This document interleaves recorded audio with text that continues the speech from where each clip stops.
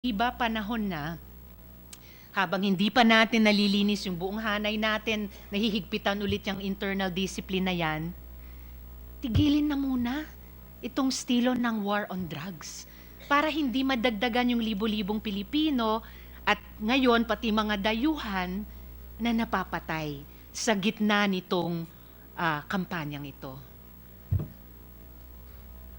Your Honor, regarding yung appeal mo na tigilin mo na yung aming war on drugs, I think hindi ko po pwedeng ipapahinto, Your Honor.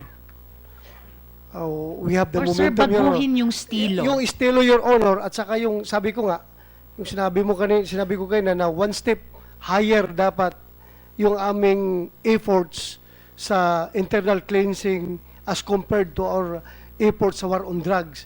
Kasi yun nga, nasasaya yung efforts namin sa war on drugs dahil sumasakay itong mga sindikatong pulis.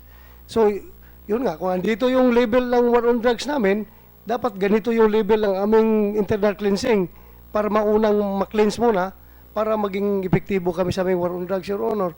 But, Your Honor, gusto ko po i-correct na yung iba pong police na involved sa, ito lang, itong 2,000 plus na killed in police operations, hindi po lahat yun ay may mentality na kagaya ng mentality ni Santa Isabel, Your Honor.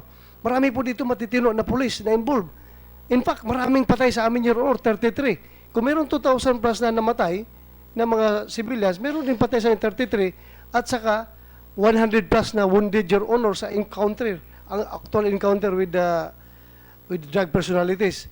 Kaya, so, pasensya na po, medyo hindi po magandang dating sa akin pag nilalamp mo lahat yung kaso ng killed in police operation at saka itong kaso ni Santa Isabel. This is an isolated case po, Your Honor. Pasensya lang po if I disagree with you.